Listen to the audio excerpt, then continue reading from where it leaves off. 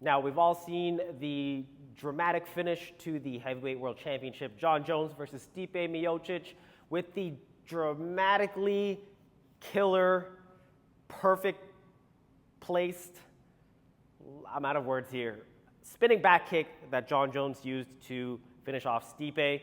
Now, he learned this from a Taekwondo school, or Taekwondo coach, sorry, but we do this a lot in our karate foundation, our kickboxing as well. Now, as much as I'd like to say that spinning back kick was the picture perfect finish and the reason why Stipe was broken down, it was not. Let's talk about what he did throughout the fight before he landed that kick, and it was the stabbing frontal kick or the stabbing push kick. Now, he didn't just take his feet and push Stipe back, which he very well could, but he really does a great job of digging his foot in there right into the sweet spot of the ribs and giving Stipe that thought like, hey, your body is getting tagged, and now you're going to start to cover up, turn your body, and in some cases open up where Jon Jones hit towards the side.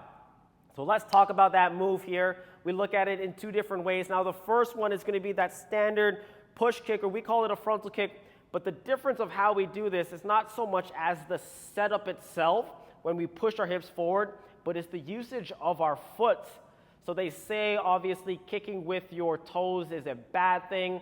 So a lot of people tend to use the bottom of their foot when they go for that push kick. Okay? What we try to practice in Kun Tao is we use the ball of our foot. And what we do here is when we take our snapping frontal kick, and this is more of like the upward kick, but when we do that, we actually point our toes up and we push the ball of our foot out. So my foot is actually going to go forward and my toes go up. And then I get this nice stabbing frontal kick now. So now when I kick here, boom, when I get that same kind of push and that drive, it's coming up and the ball of my foot is literally, boom, going right into the ribs. It's not a huge kick that you can really see on a bag or a pad, but it's definitely one that will do the damage to a sparring partner if you decide to tag him with it with 100%. Okay, so he did that all throughout. Now, another way that you guys can do this is you could do it with the lead. I love using the lead here.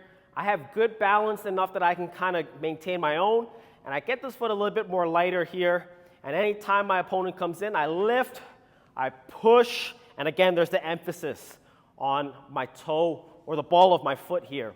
So I use that as like a stabbing frontal kick, and I allow myself to take those feet and really dig into the sweet spot, especially when I start to get them to raise or to lower their hands a little bit. I'll box them back up top, get the hands a little higher, get them wanting to come in, stab, and then we set up for those big kicks, spinning back kicks, spinning hook kicks. We got them guessing, we got them worried, and boom, here comes the big finish. So again, with a stabbing frontal kick, not looking for the bottom, not looking for this huge push, though there is a pushing sensation, lifting up, kicking forward, push the toes down, or sorry, push the foot down, and then push the toes up.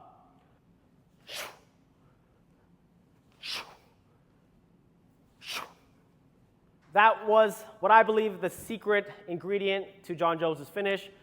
Obviously, he's got a lot more tools up his sleeve here, so he's definitely not one to underestimate in any circumstance. What do you guys think is going to happen with the Heavyweight Championship? Jon Jones versus Tom Aspinall. Will he be able to implement the same game plan? What are your two thoughts? Let's comment down below. Let's talk about it until that fight comes into fruition in 2025. Until then, if you guys are enjoying these videos of striking, Union University is going to have a bunch of striking tutorial for you guys as well. So give this video a thumbs up, subscribe if you're new, follow me down below for all my online training, and I'll catch you guys in the next one.